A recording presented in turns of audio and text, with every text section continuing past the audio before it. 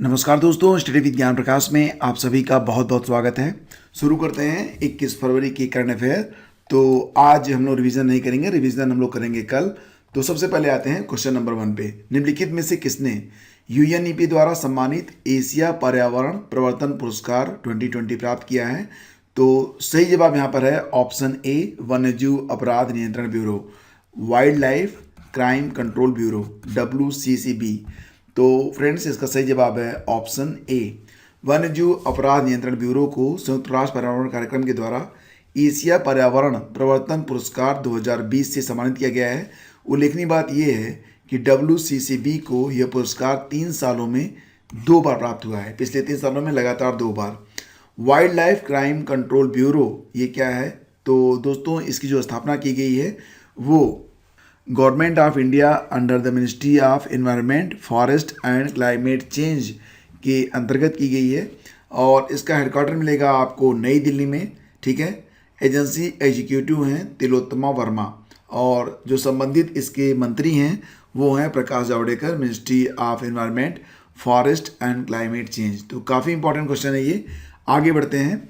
हाल ही में समाचारों में रहा IIF अंतर्राष्ट्रीय वित्त संस्थान का मुख्यालय कहाँ पर स्थित है? और सही जवाब इसका बनेगा ऑप्शन बी, वाशिंगटन DC। तो ऑप्शन बी इसका बिल्कुल सही है। और इंस्टीट्यूट ऑफ इंटरनेशनल फाइनेंस की रिपोर्ट के अनुसार विश्व में ऋण की मात्रा अप्रत्याशित रूप से अधिक है और वर्ष 2021 में कोविड-19 के कारण उत्पन्न आर्थिक संकट के कारण अधिक उधार लेने से ऋण में अधिक वृद्धि होगी। ये इसकी रिपोर्ट आई है और इसका जो मुख्यालय है वो वाशिंगटन DC में, इसे IIF कहा जाता है। ठीक है। कासरगोड सौर ऊर्जा परियोजना कहाँ पर स्थापित किया गया है, यानी कि इसका उद्घाटन कहाँ पर हुआ है? तो इसका सही जवाब होगा ऑप्शन सी, केरल में। तो 50 मेगावाट कासरगोड सौर ऊर्जा परियोजना का शुभारंभ हुआ है। प्रधानमंत्री मोदी ने राष्ट्रीय सौर ऊर्जा मिशन के तहत विकसित की गई इस बिजली परियोजना को राष्ट्र को समर्पित किया है। यह परियोजना 250 एकड़ से अधिक भूमि पर स्थापित की गई है, जो केरल के कासरगोड जिले के मिनांजा पावलिक और चिप्पार गांव में फैली हुई है। केंद्र सरकार द्वारा यह परियोजना लगभग 280 करोड़ रुपए के निवेश के साथ बनाई जा रही है। 82वीं senior national table tennis championship प्रतिस्पर्धा किसने जीती है? 82वीं senior national table tennis championship प्रतिस्पर्धा। तो दोस्तों, ये जो प्रतिस्पर्धा है, ये जो कंपटीशन है, इसको जीता है मनिका बत्रा ने। ऑप्शन डी हमारा यहाँ पर बिल्कुल करेक्ट है।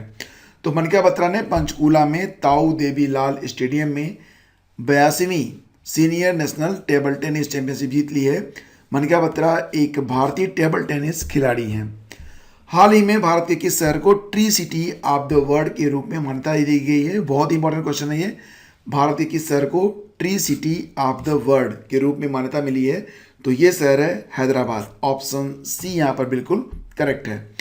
तो तेलंगाना की राजधानी हैदराबाद को संयुक्त राष्ट्र के खाद्य और कृषि संगठन यानी कि FAO और आर्बर डे फाउंडेशन द्वारा शहरी वनों के विकास और रख रखाव की प्रतिबद्धता के लिए 2020 टी सिटी ऑफ वर्ल्ड के रूप में मान्यता प्रदान की गई है। हैदराबाद अब तक टी सिटी के रूप में मान्यता प्राप्त करने वाला भारत का एकमात्र शहर है और इस मान्यता के साथ यह समान विचारधारा वाले वैश्विक शहरों के नेटवर्क में शामिल हो गया है, जो स्वस्थ, लचीला और खुशहाल शहरों के निर्माण में पेड़ों के महत्व को पहचानते हैं।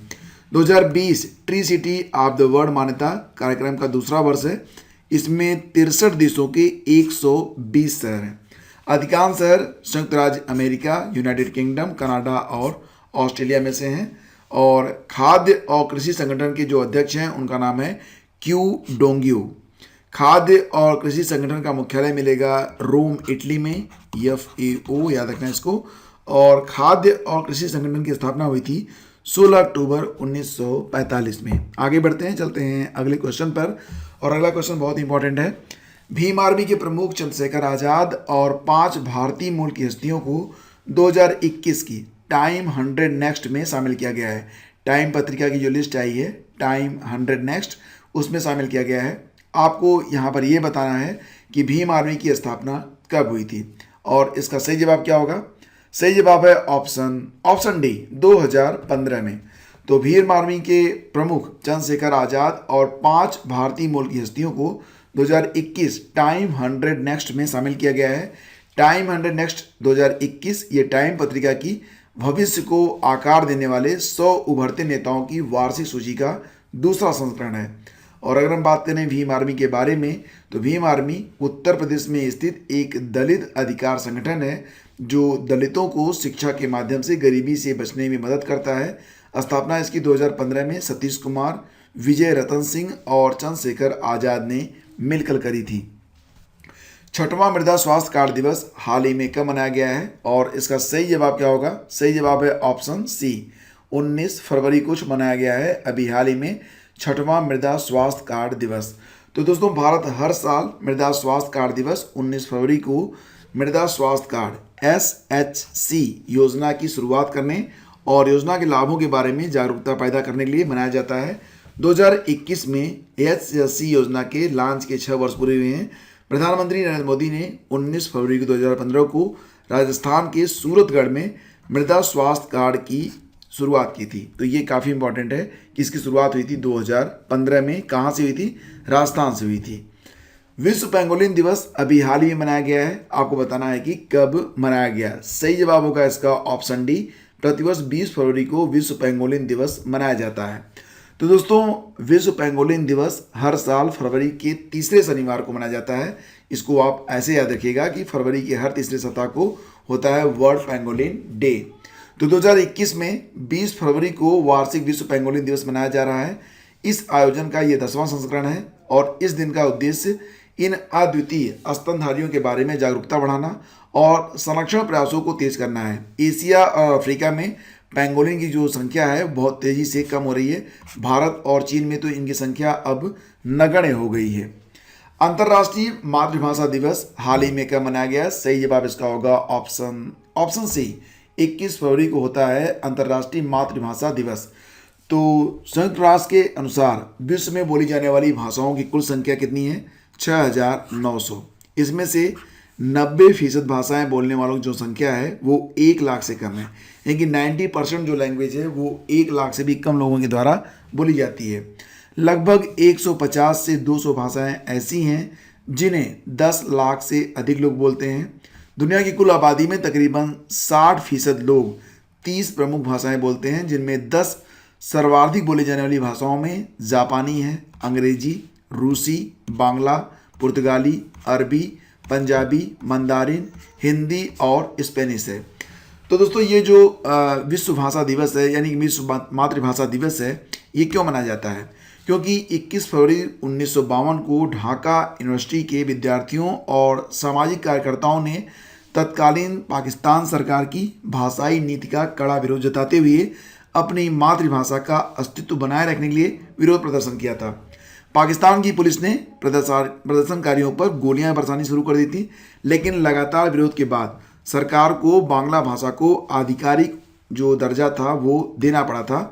भाषाई आंदोलन में शहीद हुई युवाओं की स्मृति में यूनेस्को ने पहली बार 1999 में 21 फरवरी को मातृभाषा दिवस के रूप में मनाने की घोषणा की थी। फिलहाल फ्रेंड्स लेटेस्ट अपडेट यही है कि दुनिया में अगले 40 साल में 4000 से अधिक भाषाओं के खत्म होने का खतरा मंडरा रहा है। हाल ही में प्रधानमंत्री मोदी ने भारत के सबसे लंबे पुल की आधारशिला रखी है और ये जुड़ेगा असम और मेघालय को। ये क्वेश्चन रिवीजन के लिए मैंने रखा है और इसी के साथ आगे बढ़ते हैं। तो अब है क्विज नंबर 20, यानी कि कल का जो क्वेश्चन था उसको आंसर करेंगे। संविधान के किस भाग में पंचायती राज व्यवस्था संबंधी प्रावधान दिए गए हैं? सही आंसर है इसका ऑप्शन ए, भाग 4 में। तो संविधान के 73वें संशोधन 1992 के द्वारा संविधान के भाग 4 में पंचायती राज व्यवस्था संबंधी प्रावधान दिए गए हैं। उक्त अधिनियम अप्रैल 1993 से लागू है। संविधान में 11वीं अनुसूची जोड़कर उसमें पंचायतों को सौंपे गए कार्यों का भी उल्लेख किया गया है।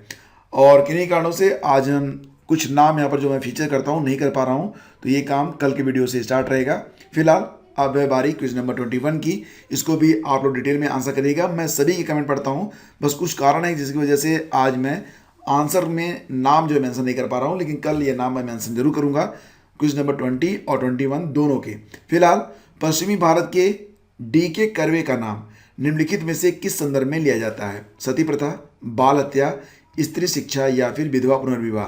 तो जो भी विकल्प यहाँ पर दिए गए हैं तो डिटेल में बताइएगा कि डी.के. कर्वे के बारे में आप क्या जानते हैं। और ये क्वेश्चन बहुत इंपॉर्टेंट है, पीसीएस 2016 में पूछा गया प्रश्न। तो वीडियो यहीं पर समाप्त करते हैं, हम मिलेंगे आपसे अगले वीडियो में। वीडियो को अगर आपने एंजॉय किया, इसे पसंद किया तो लाइक भी कर दीजिएगा। बहुत बहुत धन्यवाद।